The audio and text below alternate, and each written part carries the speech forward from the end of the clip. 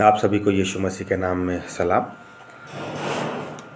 आज का बाइबल पाठ जो हमारा लगातार पिछले कई दिनों से चल रहा है, दूसरा इतिहास की किताब उसका 16वां अध्याय, उसका पहला और दूसरा पद, जहाँ पर हम लगातार आशा के जीवन से कुछ बातें पवित्र आत्मा की अगुवाई से हम सीखने की कोशिश कर रहे हैं कि आशा जो यहूदा का राजा था, जब उसका मन परमेश्वर की ओर लगा हुआ था तो कैसे वो परमेश्वर से सहायता लेने हर परिस्थितियों में जाता था। लेकिन जैसे ही उसने अपना भरोसा परमेश्वर से हटाकर मनुष्य की ओर लगा लिया तो कैसे उसने अपने जीवन में परिस्थितियों का सामना किया। आशा के जीवन से हम लगातार कुछ बातों को सीखने का प्रयास कर रहे हैं कि आशा जब एक समय उसका मन परमेश्वर से लगा हुआ था तो परमेश्वर से सहायता लेने जाता था, लेकिन जब उसका मन भटक गया तो उसने अपना विश्वास परमेश्वर से हटाकर दूसरे व्यक्तियों की ओर लगाना चालू कर दिया। हमें लगातार जब हम परमेश्वर से जुड़े हुए हैं और परमेश्वर से जुड़ने के बाद हम लगातार परमेश्वर की आराधना, वचन, प्रार्थना, संगति, कलीसिया जाना, हम लगातार ये कर रहे हैं। लेकिन उसके बाद भी हमें इस बात को जांचने की ज़रूरत होती है कि मेरे आत्मिक रीति से इतनी सारी गतिविधियां करने के बाद भी क्या मेरा विश्वास परमेश्वर पे है या मेरा विश्वास आज भी मनुष्यों पे है। मैं बाइबल पढ़ रहा हूँ, मैं प्रार्थना कर रहा हूँ, मैं कलीसिया जा रहा हूँ, मैं संगति कर रहा हूँ, मैं कई कन्वेंशन अटेंड कर रहा हूँ, मैं जूम लाइन मीटिंग अटेंड कर रहा हूँ, मैं यूट्यूब में कई प्रचारकों को प्रेयर माउंटिंग प्रेयर को सुन रहा हूँ, मैं सब कर रहा हूँ। लेकिन इतना सारा सब करने के बाद भी क्या मेरा विश्वास खुदा में है? क्या परिस्थितियाँ हमारे जीवन में आती है और बड़ी आसानी से हमें हमारे विश्वास को परमेश्वर से हटाकर किसी मनुष्य, किसी व्यक्ति की ओर मोड़ के चले जाती है? या परिस्थितियाँ आने के बाद भी, शैतानी अटैक होने के बाद भी क्या मेरा विश्वास खुदा से लगा रहता है? यदि मैं इतनी बाइबल, प्रार्थना, यूट्यूब, सारा आत्मिक इतनी गतिविधियां मैं कर रहा हूं और मेरे आत्मिक जीवन में किसी प्रकार का कोई परिवर्तन नहीं है, कोई लहर उत्पन्न नहीं है, यदि आत्मिक जीवन में किसी प्रकार का कोई हलचल नहीं है, बढ़ोतरी नहीं है, तो जो मैं कर रहा हूँ, इतना समय मैं खुदा में दे रहा हूँ, अपनी नौकरी के बाद, अपने परिवार के बाद, अपने रिश्तेदारों के बाद भी यदि मैं इतना समय दे रहा हूँ तो दिक्कत कहाँ पर है? हमें दिक्कत को समझना है। कई बार हम कोल्हू के बैल के समान जुत जाते हैं और लगातार बस खेती जोतते रहते हैं। लेकिन आत्मिक जीवन ऐसा नहीं है कि हम प्रार्थना करने भिड़ गए और बिल्कुल प्रार्थना 1 घंटा 2 घंटा प्रार्थना कर रहे हैं, फिर इसको फ़ोन लगाए, फिर हमने दूसरे को फ़ोन लगाया, फिर हम फास्टिंग प्रेयर कर गए, बस प्रार्थना। अच्छी चीज़ है। आत्मिक जीवन में हम कोल्हू के बैल के समान नहीं जुट सकते। हमें प्रार्थना करना है और प्रार्थना के बाद, वचन पढ़ने के बाद अपने आत्मिक जीवन का अवलोकन भी तो हमें करना है कि मैं सही चल रहा हूँ कि नहीं, मैं सही खेती कर रहा हूँ कि नहीं, मैं सही गाड़े में जुता हूँ कि नहीं जुता हूँ, कि बस मैं चलते जा रहा हूँ, करते जा रहा हूँ। आज विश्व के 90% मसीही लोग केवल वो कोल्हू के बैल के समान जुते हुए, समस्या आई, प्रार्थना करने लग गए। फिर दूसरी समस्या बच्चों के जीवन में आ गई, उपवास रखना चालू कर दिए। पैसों का अभाव आ गया, किसी को विषय दे दिए, भाई प्रार्थना कर देना। फिर कुछ परिस्थितियाँ निर्मित हो गई, शादी की चिंता आ गई, घर की चिंता आ गई, व्यक्ति ने प्रार्थना के विषय दे दिए, खुद थोड़ा बहुत प्रार्थना दुआ कर दी। ठीक है, परिस्थिति आई आपने प्रार्थना किया, परिस्थिति आई आपने प्रार्थना किया, परिस्थिति आई आपने प्रार्थना किया। लेकिन आप ये तो सोचें कि अब परिस्थितियाँ आ रही और आप कोल्हू के बैल के समान आप केवल प्रार्थना में लग गए। आप उस परिस्थिति में खुदा आपके जीवन में क्या करना चाहता है, आपको कैसा देखना चाहता है, ये तो आपको समझना पड़ेगा कि खुदा ये परिस्थिति जो आई है ये केवल प्रार्थना करके उस परिस्थिति को हटाने के लिए नहीं आई है, लेकिन उस परिस्थिति में खुदा की इच्छा क्या है कि हमें प्रार्थना करना है या मुझे उस परिस्थिति का सामना करना है या उस परिस्थिति में मुझे खड़े रहना है। अगर आप उस हिस्से को देखें जहाँ पर चेले और यीशु मसीह नाव पे और यीशु मसीह सोया हुआ है और बाइबल ये कहती है कि लहरों से नाव ढकने लगी थी और चेले बहुत परेशान हो गए। और देखिए, चेले सबसे पहले किसके पास आते हैं? सबसे पहले यीशु के पास आते हैं। वो बोलते हैं, हे प्रभु, हम नाश हुए जाते हैं और तू सो रहा है, तुझे चिंता ही नहीं है। अब आप कल्पना करें, यीशु ने डांटता है कि हे अल्पविश्वासी, मैं तुम्हारे साथ कब तक रहूँगा। उन्हें डांटा। लेकिन आप इस हिस्से को समझने की कोशिश करें कि यीशु ने अपने चेलों को क्यों डांटा, जबकि चेले समस्या में, विषम परिस्थिति में प्राथमिकता यीशु को दे रहे हैं, प्रथम स्थान यीशु को दे रहे हैं। वो किसी इंसान के पास नहीं जा रहे, किसी व्यक्ति के पास नहीं जा रहे, वो किसी भगवान के पास नहीं जा रहे, लेकिन सीधे यीशु के पास आ रहे हैं। तो यीशु को तो खुश होना था कि यार मेरे चेले सीख गए हैं कि मुझ पे डिपेंड कैसे रहा जाता है। यीशु को खुश होना था कि यार विषम परिस्थिति में ये सबसे पहले मेरे पास आए। यीशु को खुश होना था, लेकिन यीशु नाराज हुआ। यीशु इसलिए नाराज हुआ, वो ये बताना चाहता है कि तुम्हारे पास वो अधिकार मैंने दे के रखा हूं, उस अधिकार का उपयोग करो। हर बार मेरे पास छोटे से बच्चे जैसे दौड़ के मेरे पास आके समस्या मत बताओ, तुम खुद लड़ना सीखो। तो विषम परिस्थिति में हमें प्रभु की इच्छा को समझने की जरूरत है। ये नहीं कि हम कोल्हू के बैल के समान आत्मिक जीवन में जुट गए, प्रार्थना में जुट गए, हम करते जा रहे हैं और पता चला कि उसका कोई प्रतिफल नहीं आ रहा। प्रभु सोच रहा है कि यार ये खड़ा रहे, बस ये अधिकार का उपयोग करें। समझने की कोशिश करें। राजा आसा ने, जब उसका मन परमेश्वर की ओर था, मेरे प्रियो, परमेश्वर उसको अपनी अगुवाई को देता था। अगर आप इसी में से 15वें अध्याय, दूसरा इतिहास 15 अध्याय और उसका अगर आप 8वां पद पढ़े तो यहाँ देखिए क्या लिखा है। जब आसा ने ये वचन और ओदेद नबी की नबुवत सुनी, ओदेद नबी की नबुवत आसा ने सुनी, तो आसा ने, बाइबल कह रही है, तब उसने हियाव बांधकर यहूदा और बिन्यामीन के सारे प्रदेश में से, उन नगरों में से भी जो उसने एफ्रेम के पहाड़ी देश में लिए थे, सब घिनौनी वस्तु दूर करके यहोवा की वेदी यहोवा के ओसारे के सामने बनाई।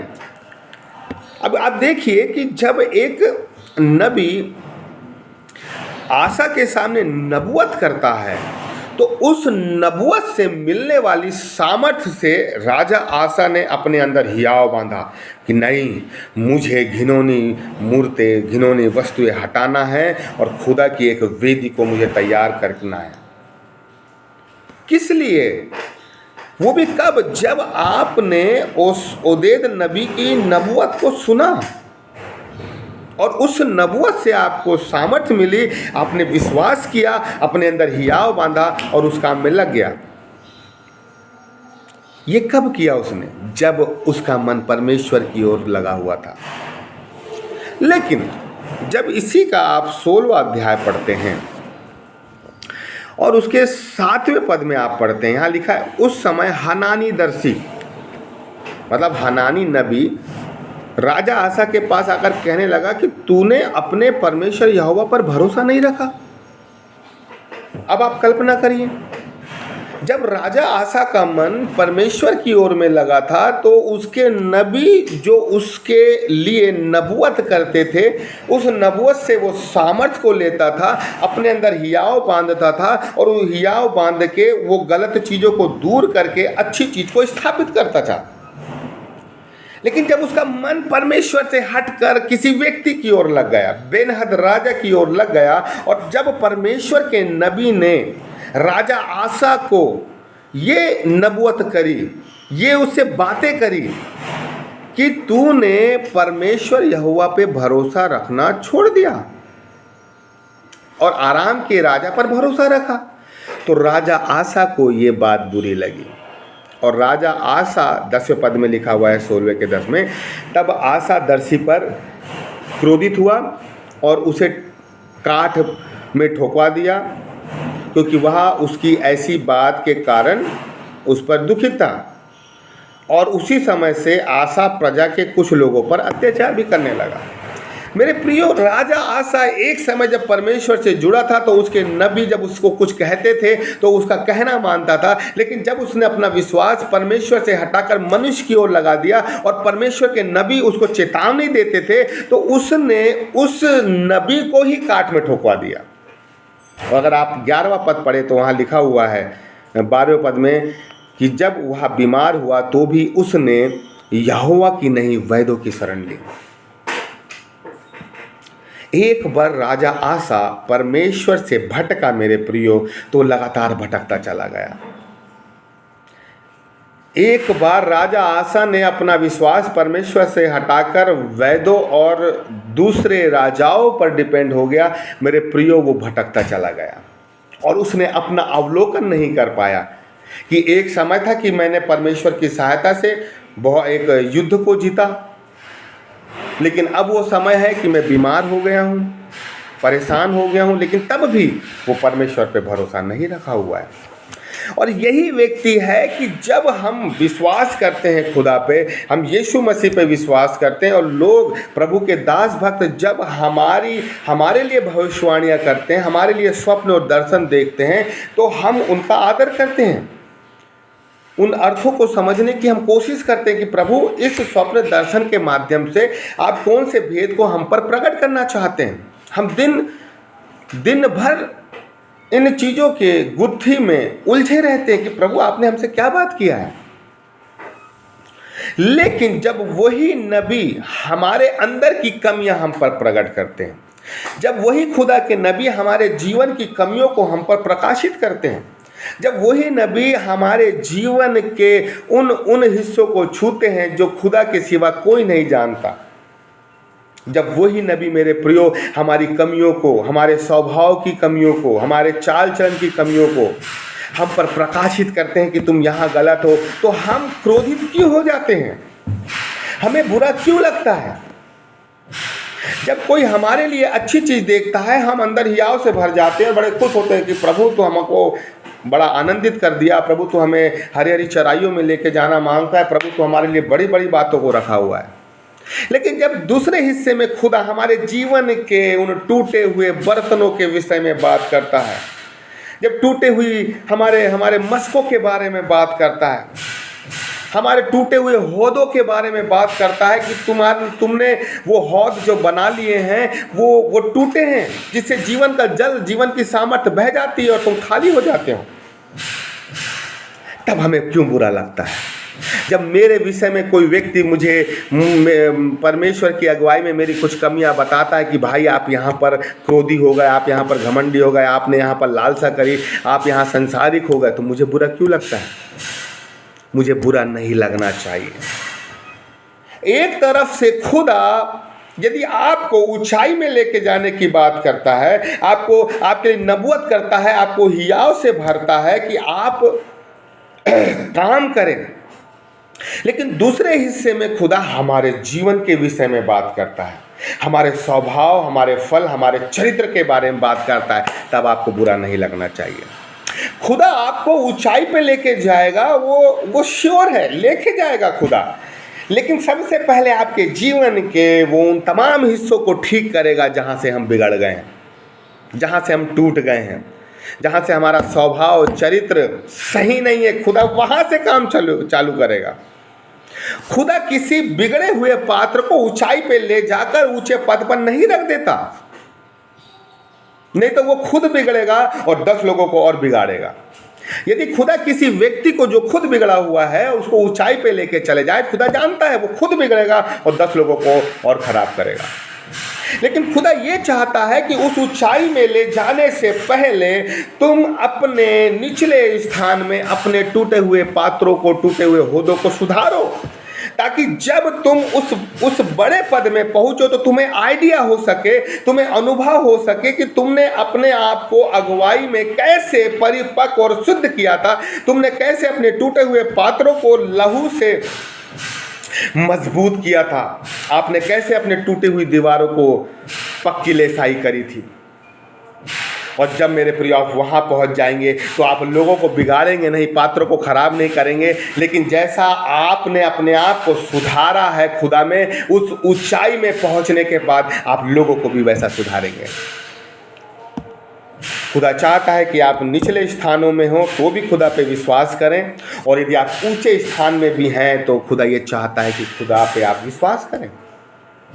लेकिन राजा आसा ने एक समय तक परमेश्वर का उपयोग किया, परमेश्वर पे विश्वास किया, उसके दर्शी, उसके नबी की बात सुनी।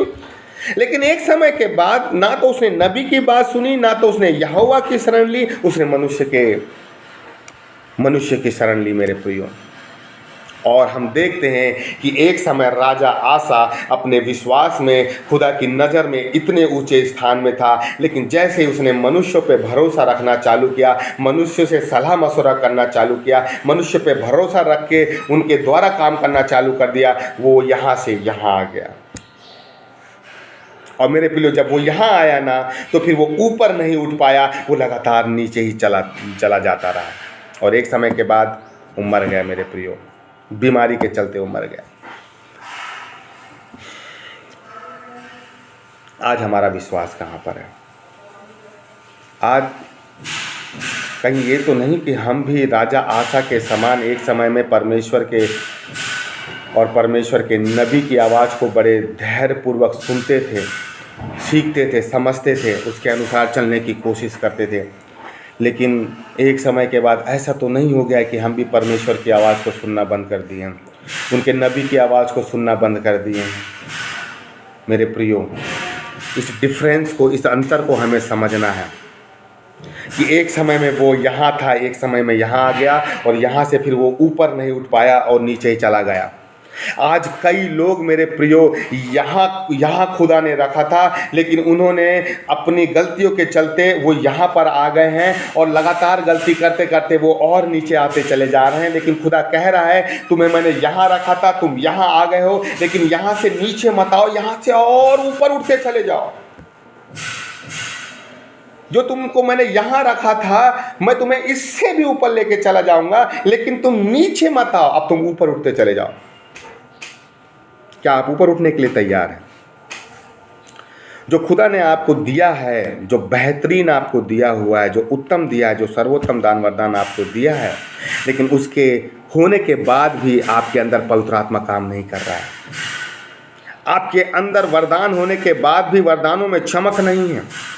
आपके अंदर वरदान होने के बाद भी, खुदा की सामर्थ होने के बाद भी, खुदा की सामर्थ वैसा काम नहीं कर पा रही है आपके जीवन से। इसका मतलब ये है कि आपने खुदा की सुनना बंद कर दिया है, आपने उसके नबियों की आवाज़ को सुनना बंद कर दिया है, आपने वचन की आवाज़ को सुनना बंद कर दिया है। आप केवल प्रार्थना में लगे, प्रभु ये हो जाए, प्रभु ये हो जाए, ये हो जाए, ये हो जाए। लेकिन मेरे प्रिय, प्रभु कहता है कि तुमने मेरी आवाज़ को सुनना बंद कर दिया है और तुमने अपना भरोसा मुझसे हटाकर इंसानों पे लगा दिया है। इसलिए तुम लगातार आत्मिक रीति में, तुम्हारे वरदानों की चमक कम होते चले जा रही है। इसलिए आत्मिक जीवन में अपने आप का अवलोकन करना ज़रूरी है। मैं प्रार्थना तो कर रहा हूँ, मैं वचन तो पढ़ रहा हूँ, लेकिन हमें सोचना है कि खुदा आज दिन भर मैंने कोई गलती तो नहीं किया, मैंने झूठ, मैंने चोरी, किसी को गाली गलौज, प्रभु कुछ तो ऐसा नहीं किया। उसको जांचें कि यार मैंने कहाँ गलती किया है और खुदा से क्षमा मांगे। हम क्या होता है, हम गलतियां जानने के बाद भी ना क्षमा नहीं मांगते, गलती होने के बाद भी हम अपने आप को इतना कठोर करके रखते हैं, अरे हमारे पास तो वरदान है, अरे हमारे पास तो है, अरे खुदा तो चल रहा है हमारे साथ। हम इस भ्रम में हैं मेरे प्रिय। आत्मिक जीवन में हमें भ्रम में नहीं जीना है। हमें अपनी सच्चाई पता होने को होना कि मैं आत्मिक जीवन में भी गलती कर सकता हूं, क्योंकि मैं शरीर में हूं। और मुझे हर दिन आप अपने आप को जांचें मेरे प्रियो, कि कहीं मैंने अपने लोगों के साथ बुरा व्यवहार तो नहीं किया, जिससे मैं सीख रहा था, कहीं मैंने उन्हीं को तो बुरा भला कहना चालू नहीं कर दिया। आप देखिए, जिन जिन लोगों को आपने चेला बनाया, आज वो चेले अपने गुरु के साथ मुंह लग लग के उनसे बातें करते हैं। वो भूल जाते हैं कि हम इनसे सीखा है। यही वो गुरु है जिन्होंने उंगली पकड़कर आत्मिक रीति में हमें चलना सिखाया है। लेकिन आज के जो चेले हैं मेरे प्रियो, वो गुरु से बिल्कुल मुंह लग कर बातें करते हैं, ये दिखाने की कोशिश करते हैं कि हम आपसे भी ज़्यादा जानते हैं, हमें ये वरदान मिल गया तो थोड़ा सा हम आपसे थोड़ा सा ज़्यादा बड़े पद में आ गए।